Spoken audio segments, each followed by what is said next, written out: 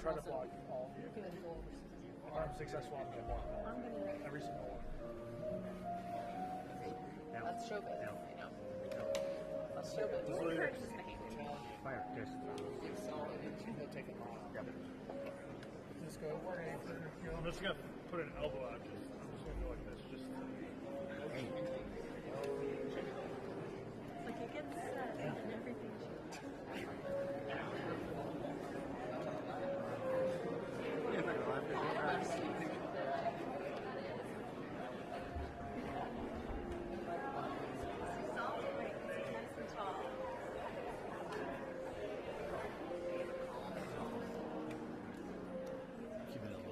On the way out. Yeah, way in. Yeah. You can see.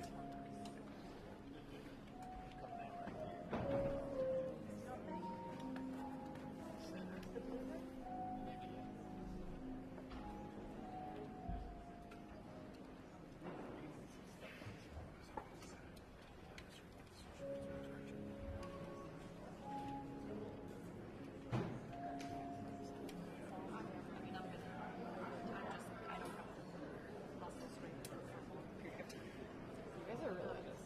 It's amazing to see how you made this. I know. I But really. we're all talking to each other to make sure that we all are right. This is teamwork right here. Just remember, I'm right here. Everyone's got the shot.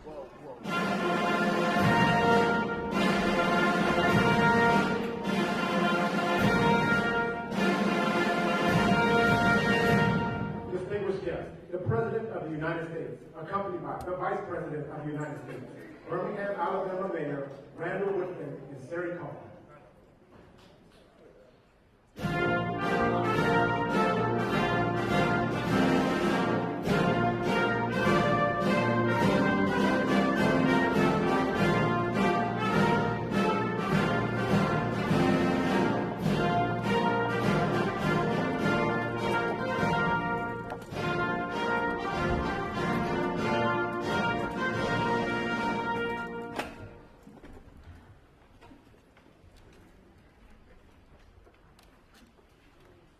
Hello, everyone. My name is Sari Kaufman. When I was 15, a gunman entered my school, Marjorie Stoneman Douglas, and murdered 17 of my classmates, teachers, and friends. Ever since, I've been fighting against gun violence. And I am so happy that we finally have a president and vice president who are making schools safer.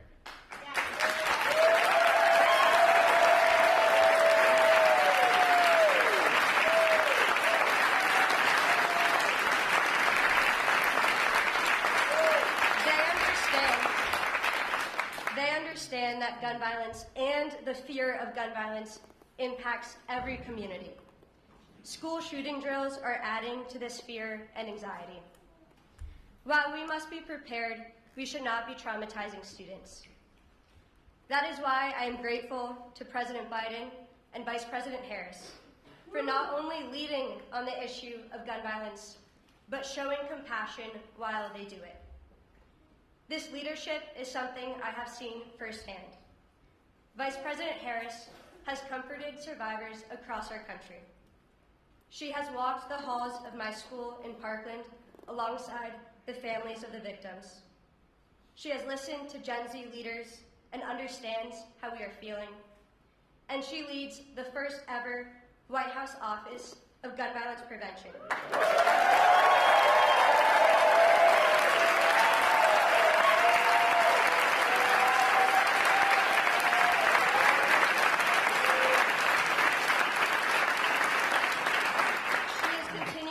Life's work fighting for the safety of all of our communities. And now it is my honor to introduce the Vice President of the United States, Kamala Harris.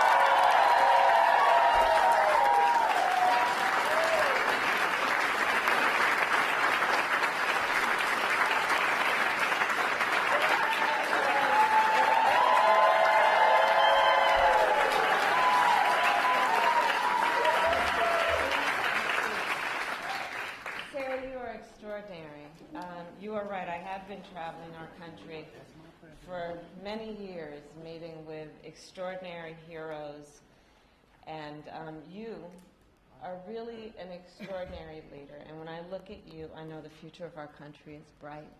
Thank you, Sari.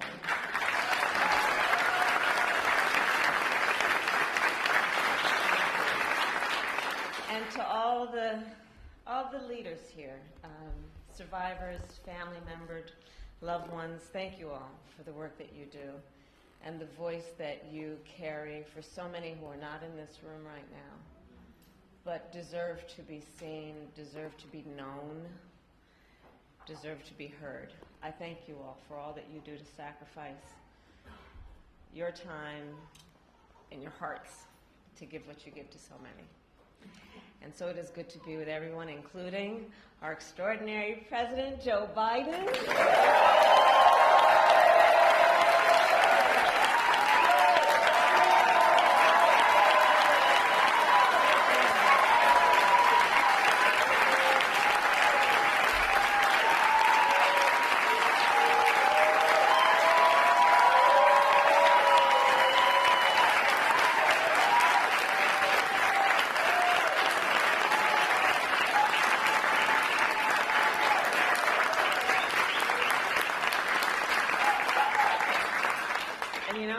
I have the great blessing and fortune to work alongside our president.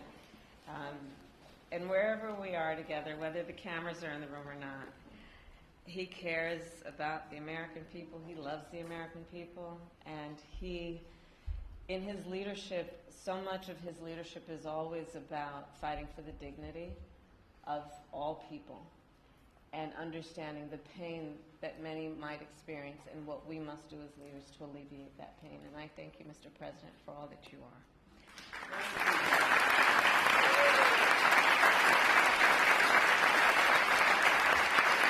And to all the members of Congress who are here, all the leaders who are here, I thank you. So before I begin, I will say a few words about Hurricane Helene. So the President and I, of course, are monitoring the case and the situation closely, and we urge everyone who is watching at this very moment to take this storm very seriously, and please follow the guidance of your local officials.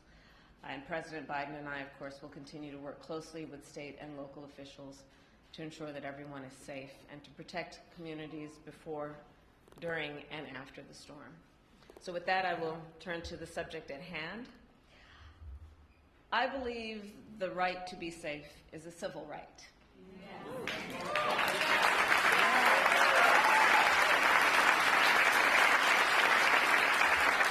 And that the people of America have a right, then, to live, work, worship, and learn without fear of violence, including gun violence. And yet, our nation is experiencing an epidemic of gun violence. I'm telling a bunch of leaders who know. Today, 1 in 5 Americans has a family member that was killed by gun violence. Gun violence is now the #1 cause of the death of children in America. Not car accidents, not cancer, gun violence. The #1 cause of death for the children of America. And this is the result of many, many issues, including mass shootings and school shootings that are too frequently occurring in our nation. And it is, of course, the result of everyday gun violence, which occurs in cities and neighborhoods and towns across our nation. And we know that the prevalence of this violence causes trauma that is far too often undiagnosed and untreated. Which means that the effect of it is from that moment and lingers for a lifetime if we don't take seriously what are the seen and visible and unseen injuries that result from this violence. Over the years, I've held the hands of far too many mothers and fathers to try and comfort them after their child was killed by gun violence. And let us all agree It does not have to be this way. We know.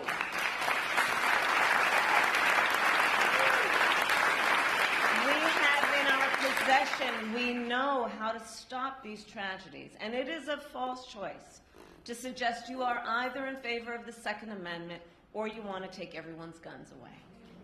I am in favor of the Second Amendment, and I believe we need to reinstate the assault weapons ban. And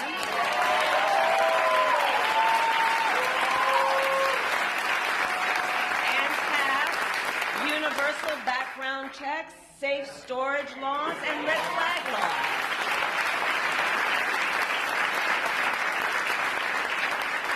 When we took office, we promised to take on the crisis of gun violence, and we passed, under the President's leadership, the first major gun safety law in nearly 30 years, a bipartisan law, which includes an historic investment to address the trauma caused by gun violence. We are hiring 14,000 new mental health counselors in public schools across our nation. We need to hire more.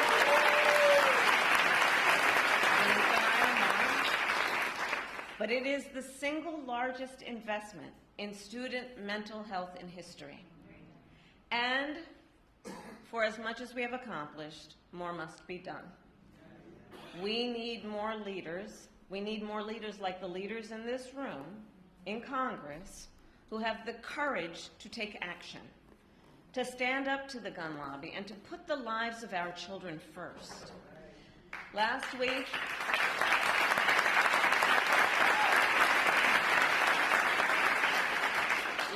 I met with a young leader. Her name is Natalie.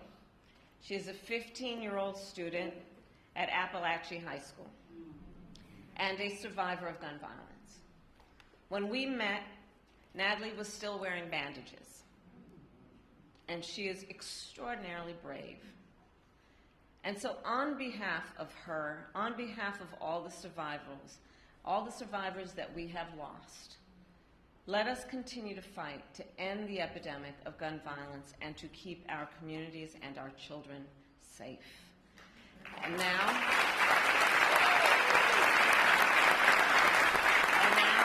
it is my great honor to introduce a leader and a friend who understands the urgency of this crisis. He is a mayor who knows firsthand what it is like to lose a loved one to gun violence and to see his community shaken by tragedy.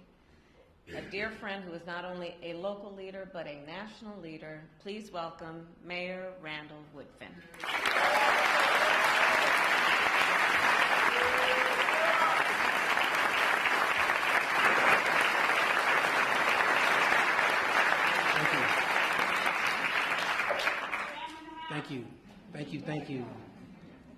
Thank you, everyone, and thank you for the introduction, Madam Vice President. As stated, my name is Randall Woodin. I am honored to serve as mayor of the city of Birmingham, Alabama. I want you all to know that I am not here representing myself. I am here representing the 200,000 residents I serve. Gun violence. Gun violence is what I would say, very personal to me. Because I know the scream of a mother when her child is killed. I know that because I heard it from the voice of my own mother when my brother was killed by gun violence. I know that scream, I heard that scream again this past Saturday as the lives of 4 people were stolen and 17 other victims were shot during a horrific mass shooting in Birmingham. Saving lives. Saving lives should not be partisan. That's right. Saving lives should not be Democrat or a Republican thing.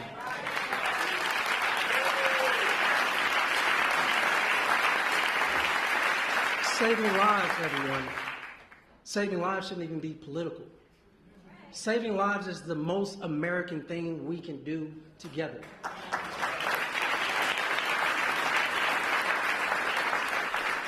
And so we've been working with our U.S. Attorney, with the Justice Department, to get machine gun conversions like Glock switches off our city streets. But still, my community, and I imagine other communities, are still finding the use of these devices at crime scene after crime scene. And so that is why I'm grateful to our president. That is why I'm so grateful to our vice president as well, who today are taking more action to help people not only in Birmingham but across our country. Today we work to loosen the grip that gun violence has on our communities. I know firsthand what it means to have a president who is not only a partner, but a friend to community and cities. The Biden-Harris administration is making historic and transformative investments in our neighborhoods, but most importantly, in our people.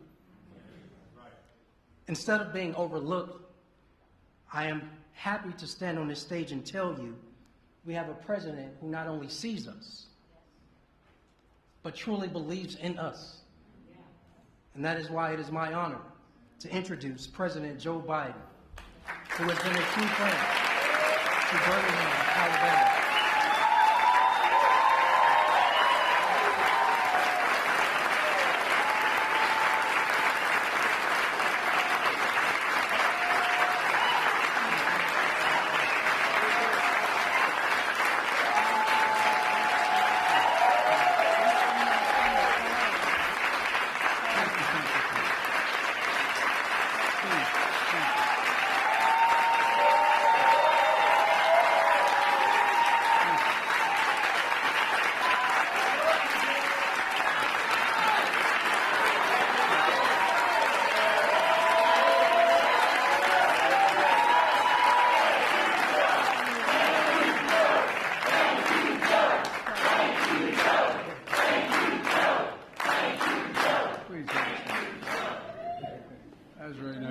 Thank you very much.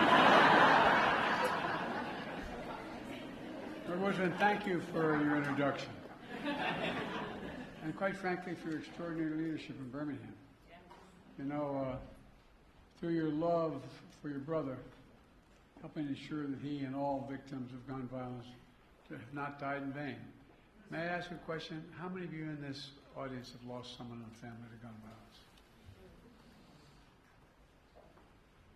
I know from experience of other losses that this is bittersweet. We want us to be doing this, but it brings back the very moment it happened, no matter how long since it's occurred. You're here and you remember. Remember the first time you heard my son, my daughter, my mother, my father, my brother, my sister, somebody you lost. I know the feeling in a different context, and it's heartbreaking. So thank you for the courage to be here.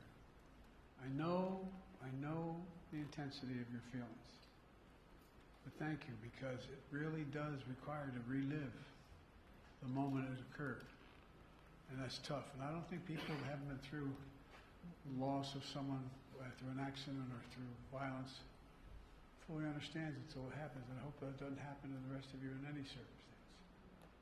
So thank you for Sari for sharing your story, your classmates, your teachers, your friends in Parkland.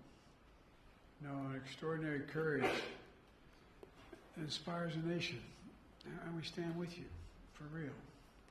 Quite frankly, you inspired me when I met many of you after that tragedy. Before I begin, let me speak to our preparedness, as then very briefly for the hurricane, Helene. We're expecting a catastrophic storm, winds and flooding throughout the southeast, starting in Florida right now. Kamala and I have been briefed and spent many hours with FEMA, including recently. Ambassador Griswold is on the scene tomorrow. I've directed FEMA to work with the state partners to take proactive measures to ensure the communities in Florida, Georgia, North Carolina, Alabama, Tennessee, South Carolina, and other states have the support and resources they need. That includes improving pre-landfall emergency declaration request from the governors of Florida, Georgia, North Carolina, and Alabama. In my direction, more than 1,000 federal personnel have already been deployed to those areas. We have search and rescue teams, medical teams, power restoration teams, generators, water, food on the ground and ready to support families throughout the coming days. But let me say this. Everyone needs to take it seriously, extremely seriously. The potential storm surge is well beyond the immediate path of the hurricane. Could be significant and deadly.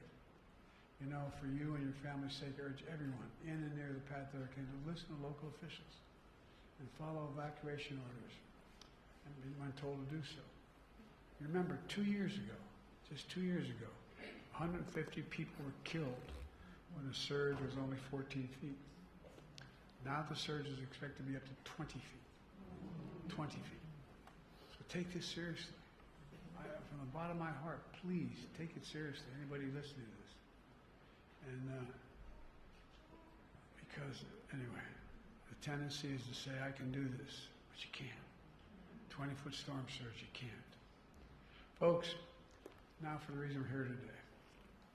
I want to thank Vice President Harris and members of our cabinet, members of the Congress, including Birmingham's extraordinary Congressman Terry Sewell. Sari, stand up. Stand up.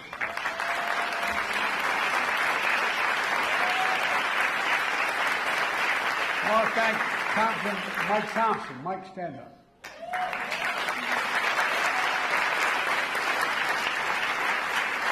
And a good friend, one of the brightest people I know, Jamie Raskin. Jamie, stand up.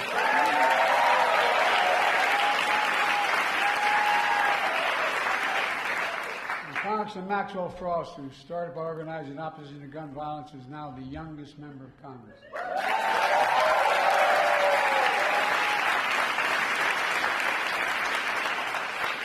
Even when I was the second youngest senator in history, I never had that much hair.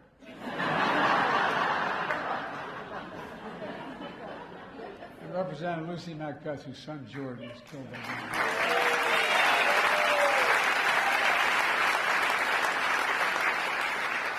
Thanks, Lucy. Thanks for being here. I know events like this are difficult. Look, folks, I want to thank you for the courage, and I also want to thank the chiefs of police and sheriffs, to all the advocates and allies, and especially to the survivors and families, many of whom I've met with. Jill and I have gotten to know some of you very well over the years. Thank you for being here. With absolute courage, you've turned your pain into purpose.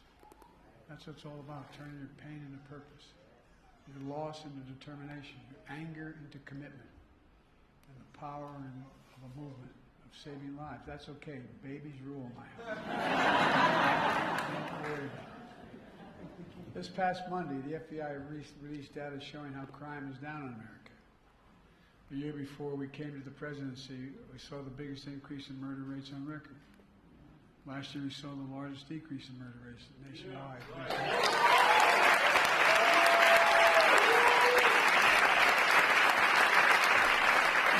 Thanks to guys like you wearing those uniforms.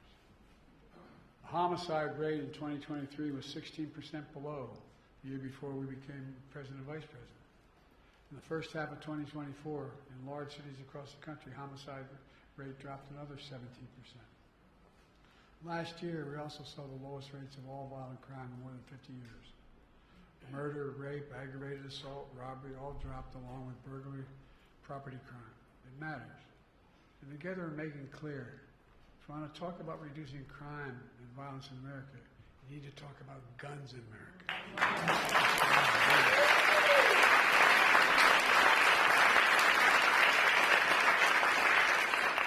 You just heard Kamala cite the statistics all Americans should be ashamed of.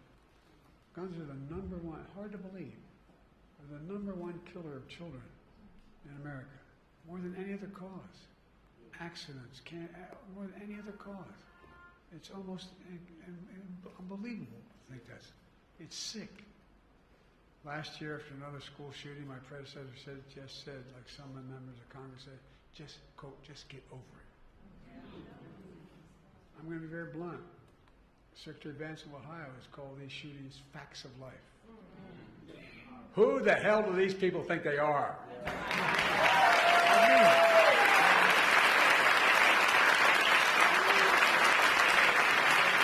Think about it. The only industry that is exempted by law from being investigated and being dealt with is the gun industry. Imagine had that be the case with the tobacco industry. What cancer would be like. I mean it sincerely. Think about this. This time last year, we stood in the Rose Garden and launched the first ever White House Office of Gun Violence Prevention.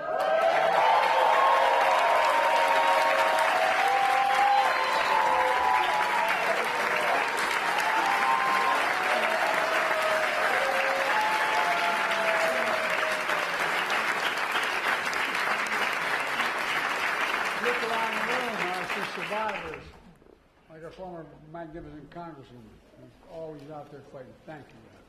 Thank you. You know, it's staffed by gun violence survivors and experts overseen by our incredible Vice President. The purpose is to drive and coordinate the government in a nationwide effort to reduce gun violence in America. Over the past year, we made tremendous progress. More background checks required for firearms sold at gun shows online. New interagency response teams to support communities after mass shootings. And I've been to all but 3 mass shootings in the United States of America and spent time with surviving families, many of whom I see here in this audience, because it's important to raise up what's happening.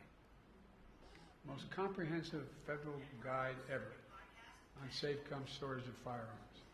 First ever Surgeon General's advisory declaring gun violence to be a public health crisis.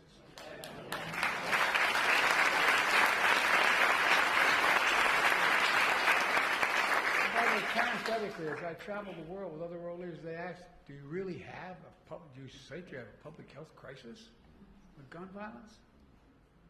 Well, today I'm proud to announce a new executive order. That's going to do 2 additional things. First, the executive order will establish a new federal task force on emerging firearm threats. Previously, my administration took action to crack down on private manufacturers of firearms, including kits of so-called ghost guns. This is probably the only audience knows what ghost guns are. They don't have to have a serial number. Guns don't have serial numbers. It's hard for them to track back to the shooter and hold them accountable when something happens. Today we're taking the next step. Our new task force will address 3D printed firearms. And for those listening, everybody in this room knows what that is. But they actually can produce a plastic firearm with a 3D printer. That, magnetometers can't detect these, or they don't have a serial number. This task force is also going to tackle machine gun conversion devices mentioned by the mayor. Devices that illegally turn semi-automatic weapons, including handguns, into fully automatic machine guns and can fire up to 20 bullets in 2 seconds. 20 in 2 seconds.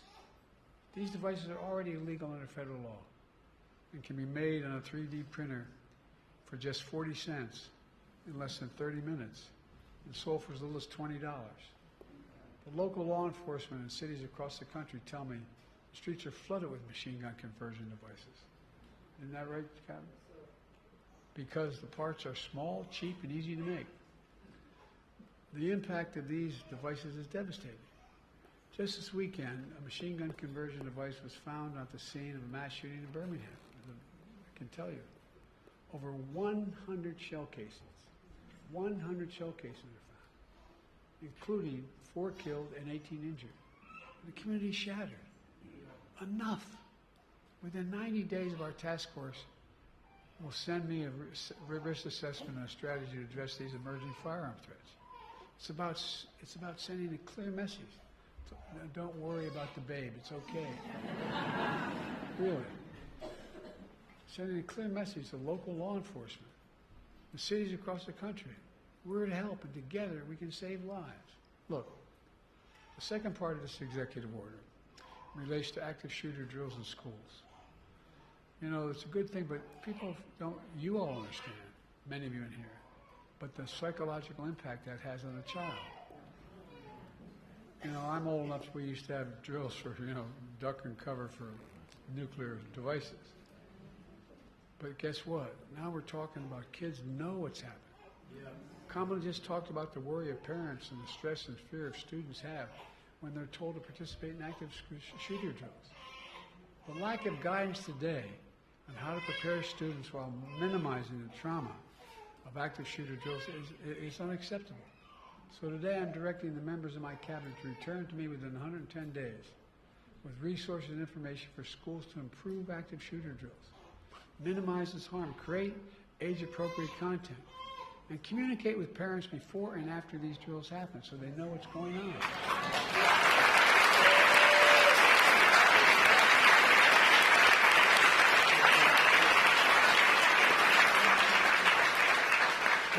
We just have to do better, and we can do better. But that's not all. Today, my administration is also announcing a whole series of new actions to address gun violence. We're releasing a new tool with resources to help schools communicate with parents about safety of storing firearms in their homes. And by the way,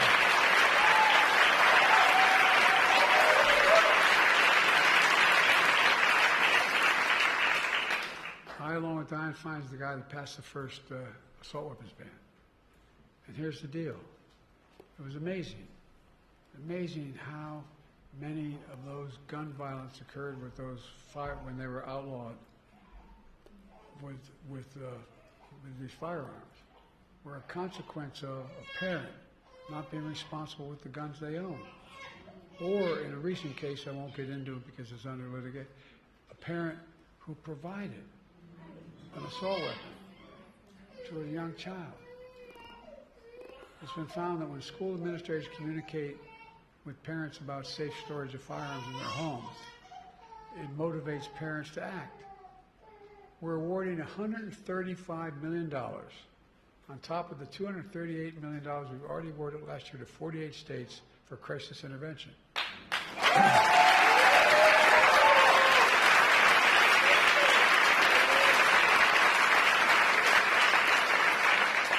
Including tools like red flag laws. I'm going to say, be very personal here. My son was Attorney General of the first state in the nation to institute that statewide.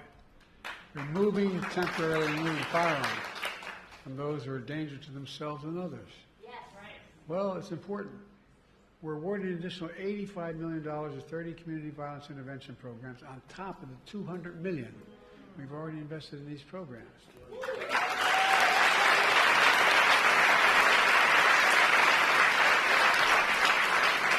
As you all know, these local intervention programs stop shootings before they happen, utilizing trusted messengers, community members, leaders to work directly with people at risk or the most vulnerable to gun violence.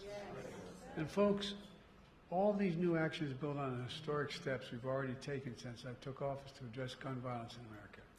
Through the American Rescue Plan, which, by the way, not a single one of the opposition voted for. I don't say that for political reasons. I say that to make sure people understand it's not costless to do that.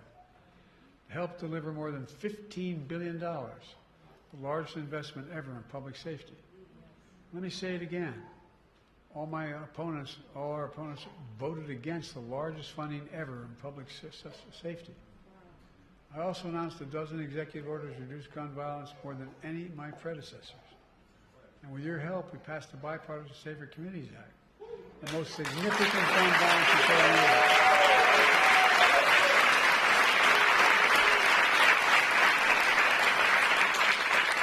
And so many things because we had a first-rate prosecutor who had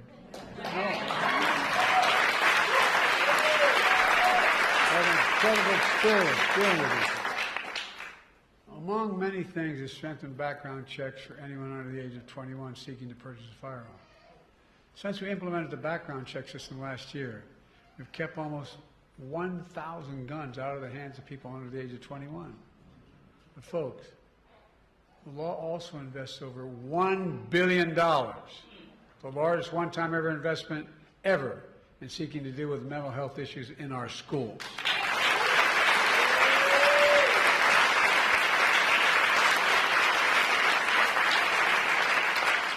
Help them deal with the grief and trauma of gun violence and other traumatic experiences. We spent a lot of time, didn't we, with those kids? Afraid to go back to school. Not an unusual thing to be concerned about if you sat there and the kid sitting next to you and your desk gets shot and killed. My former Senate Deputy Chief of Staff is here with me today, Roger Harrison, sitting in the back there. He founded an organization that does outreach programs for middle and high school students dealing with mental health issues. And many others around the country doing similar things. We still have more to do. But the steps we've taken so far in reducing gun violence and saving lives are real. But we have to keep going. There's so much more we have to do. I think it's time to reinstate the assault weapons ban and high-capacity magazines.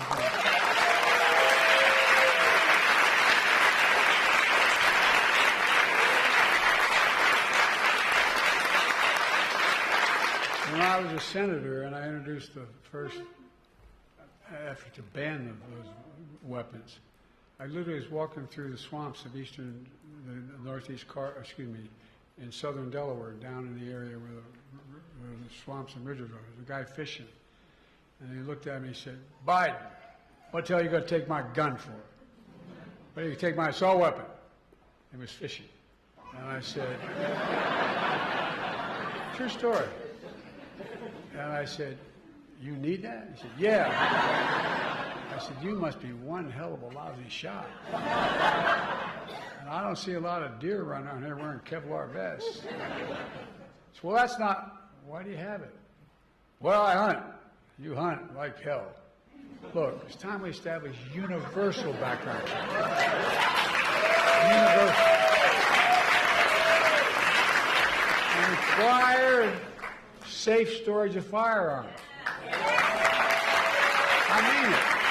Start holding parents accountable for being negligent.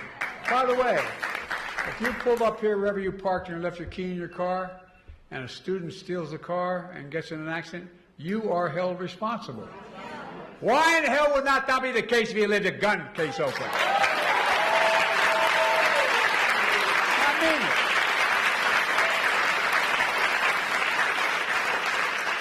it. And I've been fighting for this. I'm going to continue after I leave this office. End immunity for the gun industry. End it, end it, end it.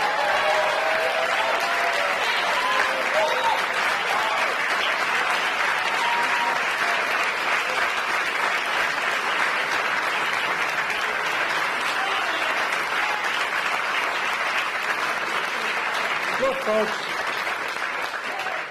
I taught constitutional law for years, constitutional law. Never was the Second Amendment meant to be absolute. Back when it was passed, you could not own a cannon. No, I'm not joking. People like the liberty of Americans is water with the blood of patriots. Like hell. I'm serious. Think about it.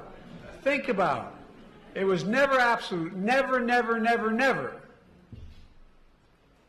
It's time we increase funding for the Bureau of Alcohol, Tobacco, Firearms, and Explosives.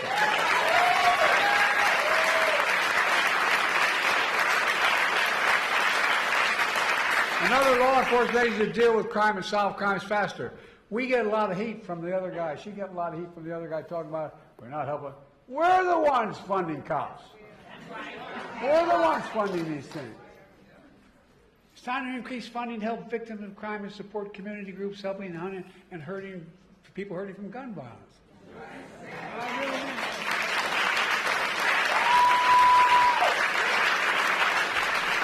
Unfortunately, my predecessor and a lot of congressional other people opposed all these steps to reduce gun violence. Instead, they tried to stop the crackdown on ghost gun kits, by the way. Well, that's a real big deal. I mean, we can't deny the Second Amendment right to, give me a break. If they got their way, criminals could traffic guns and commit crimes. Congressional opponents are trying to defund the Office of Gun Violence Prevention. There's an amendment to defund the Office of Gun Violence Prevention. Bless me, Father, as we say in my church. They attack the FBI and want to abolish the Bureau of Alcohol, Tobacco, and Firearms and Explosives. By the way, that's not written out. Which is responsible for fighting gun crimes. Folks, you can't be pro-law enforcement and be anti-FBI and ATF. That's how it works.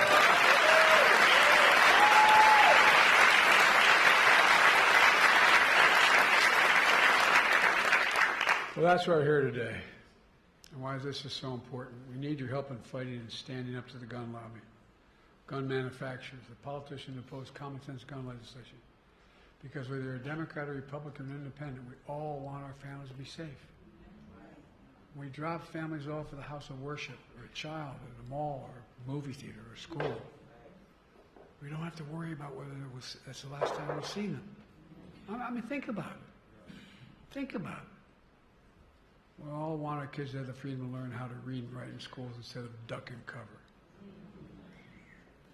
Let me close with this. I know how difficult this work is, particularly for someone who's been through the tragedies and consequences of it. But I also have no illusions about the champions and heroes in this fight, including all of you. I really don't. Look at what you've already done. Look at the movie you built. Look at the elected officials standing alongside me and here today. Listen to the young people speaking out. That's the power of their loved ones and their memories.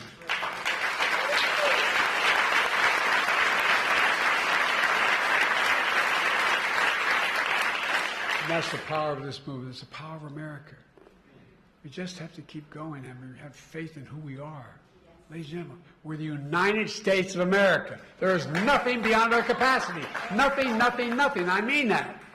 I swear to God, I know I look like I'm only 40, but I'm 100 years old. I've been around a long time. I really mean it. There's nothing beyond our capacity. We're the only nation in the world, as a student official, I can tell you, has come out of every crisis stronger than when we went in. That's right. And we got to come out stronger now. Now I'm going to sign this executive order. Thank you. Thank you.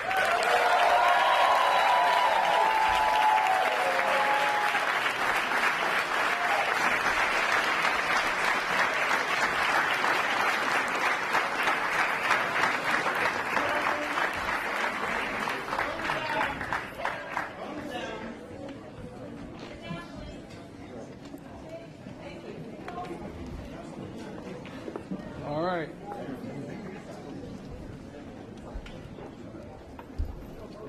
What I'm about to sign is combating emerging firearms threats and improving school-based active shooter drills. Never thought I'd have to sign something like this, but we do. We thank you.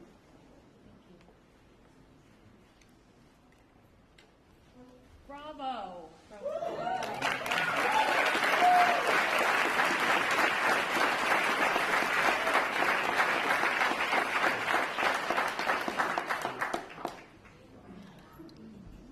Keep it going, boss.